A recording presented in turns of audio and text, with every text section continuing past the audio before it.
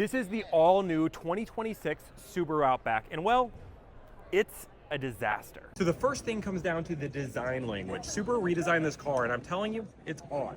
First off, what are those? But the back looks weird. Now the quarter panel here, if you just take away this logo, all I see is Santa Fe.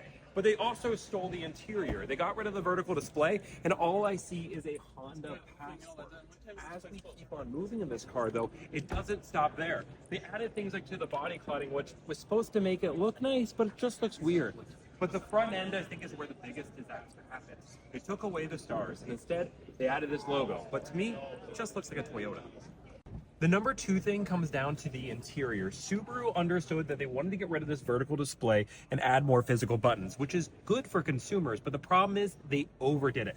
First off, look at the steering wheel, and do not tell me that this is not just overloaded with information. It confuses me just looking at it. Now the buttons over here are fine, but they actually feel pretty cheap to feel and touch. Again, I understand that consumers want physical buttons, but there is a difference between having an elegant solution here versus just throwing everything at it and saying they fixed the problem.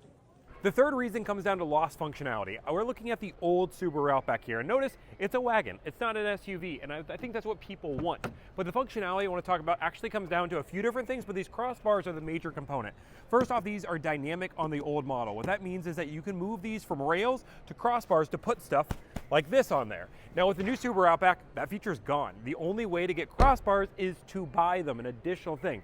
Now they try to tell me that you can have additional weight, up to 100 extra pounds on the new one, as long as you buy the additional crossbars, but it's the idea of that lost functionality. This is where their mind is going. They're trying to feed to the mass market rather than their actual clientele, which are people who love Subarus. Now, don't get me wrong, the Subaru is still a Subaru. It still has 8.7 inches of ground clearance. It's one of the safest cars in America, and it has Subaru's symmetrical all-wheel drive system. All of these things did not change, but the design language and the ideology of the Subaru has changed. They're going for more of a mass appeal rather than it speaking to their core audience, and I think that's a huge mistake.